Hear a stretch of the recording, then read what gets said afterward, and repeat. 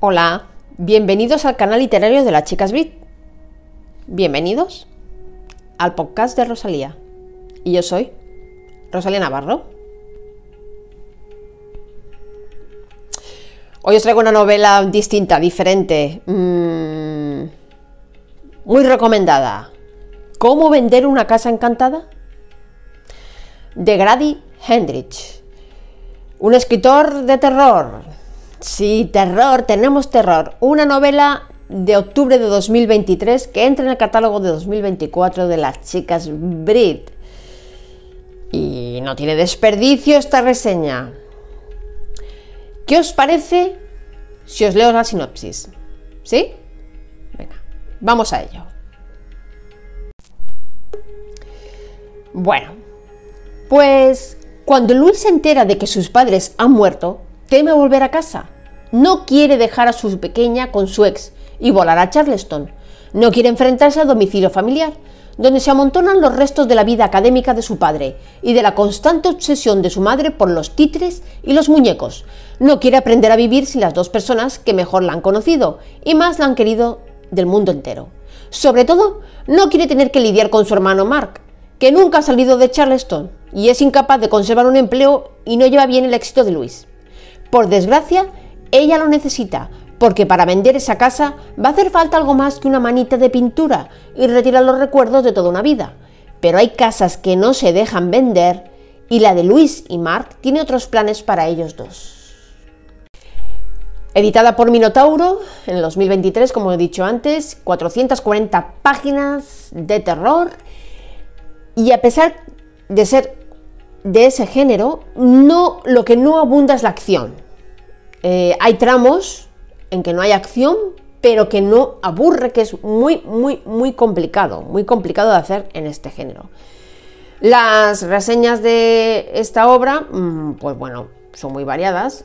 Os puedo decir que, por ejemplo, en Amazon, pues tiene muy buena calificación, tiene 4 estrellas, 3,9. Está muy bien. Y bueno, las opiniones, bueno, están bastante bien. No están nada mal. ¿Qué podemos decir de esta obra? Vamos a la parte técnica de esta obra. El narrador es equisciente. Es un narrador que se va a poner toda su atención, toda la mira, va a ponerla en la protagonista, que es Luis. Pero cuidado, que aquí en esta novela no hay un solo protagonista. A mi modo de ver hay 3 protagonistas.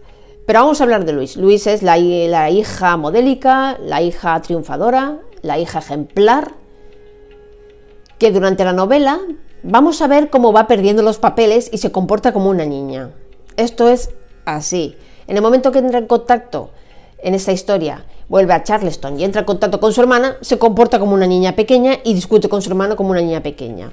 Y Mark sería otro protagonista, aunque el narrador no se pone en él, solamente el narrador equisciente se pone del lado de la voz de Luis. Pero hay un tercer protagonista en esta historia. Sí, porque cuando Luis va a Charleston y contacta con su hermano para vender la casa, entrar a sus padres, abrir el testamento, cuidado que hay unas escenas que te indignan. La novela te remueve, Cuidado que la novela remueve porque el tema de las relaciones familiares está, vamos, a la orden del día, cuando hay un testamento, cuando hay una herencia por en medio. Y luego también toca un poquito la maternidad. Luis tiene una niña, su pequeñina, a la que tiene que dejar con su ex para resolver los problemas de la casa. Y hay un tercer personaje, porque Luis y Mar recuerdan a su madre y el títere preferido de su madre, Packing. Menudos Packing. Tenéis esta obra en papel, en Kindle y en Audible. Yo he tenido la oportunidad de leerla y también de escucharla, y os puedo decir que la narración en Audible por parte de Esther Cordero y la voz del títere te pone los pelos de punta. Solo os digo eso, si tenéis oportunidad de escucharla, hacedlo, por favor, hacedlo. Estos 3 personajes son muy importantes en la obra, muy importantes, aunque el narrador, como digo, es equisciente, solo se pone en la voz de Luis. ¿Qué es un narrador equisciente? Porque a veces hay mucha confusión. Vamos a explicar qué es un narrador equisciente. El narrador equisciente es un narrador externo, no es un narrador personaje ni protagonista, es un narrador externo que adopta el punto de vista de uno o varios personajes durante la obra. Solo puede contar lo que sabe, lo que ve, lo que escucha, lo que piensa y siente el personaje que ha elegido. Solo conoce el mundo interno de ese personaje elegido y su mirada. No conoce el futuro del personaje, ni el futuro de la historia, no conoce nada de eso.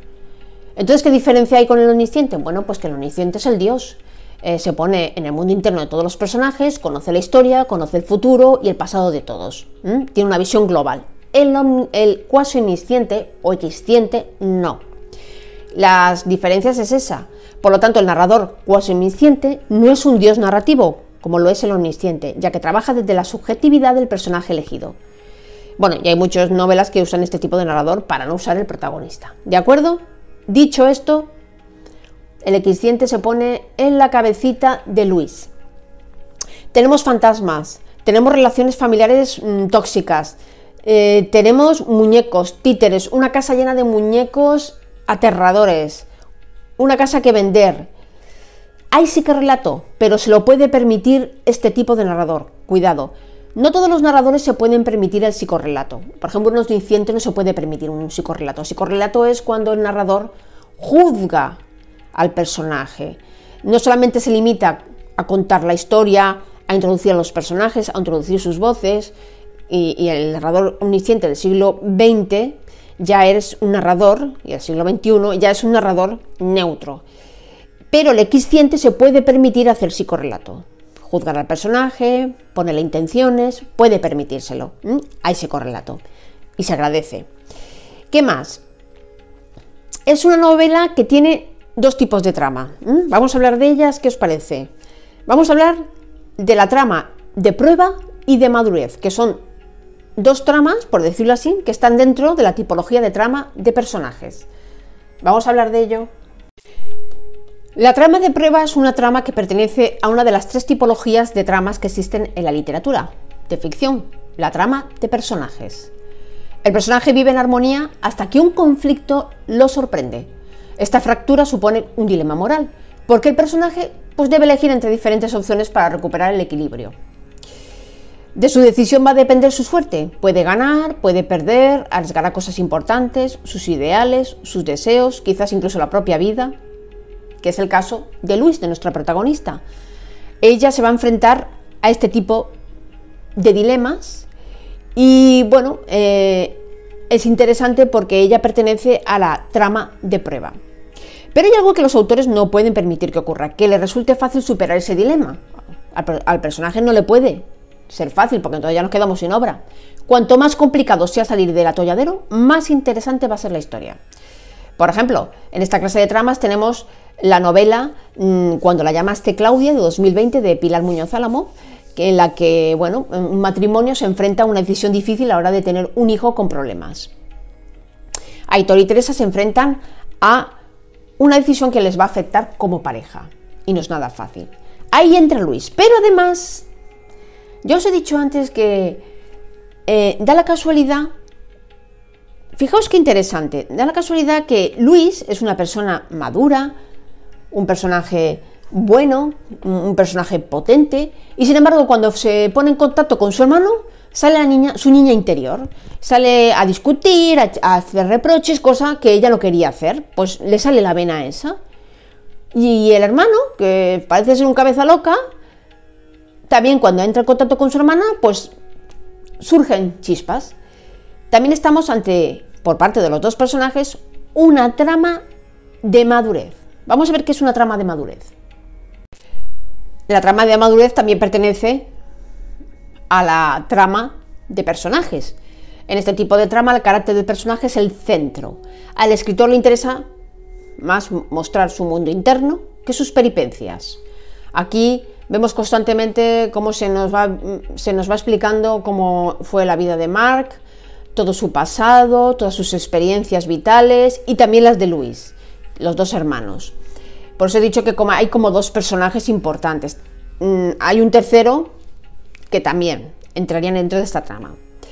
¿Qué pasa? Que este personaje va a descubrir el amor, la muerte, el desengaño, pasos que le van a conducir a una edad adulta hacia la madurez.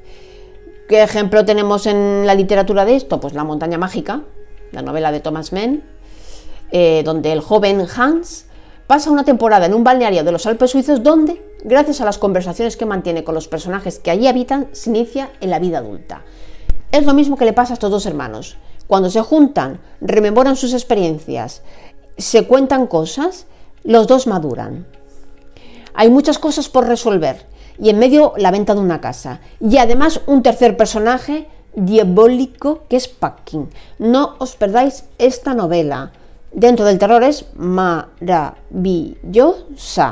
Y si podéis además escucharla en Audible, narrada por Esther Cordero, os digo que Pumpkin da miedo, terror. Os la recomiendo, ¿eh?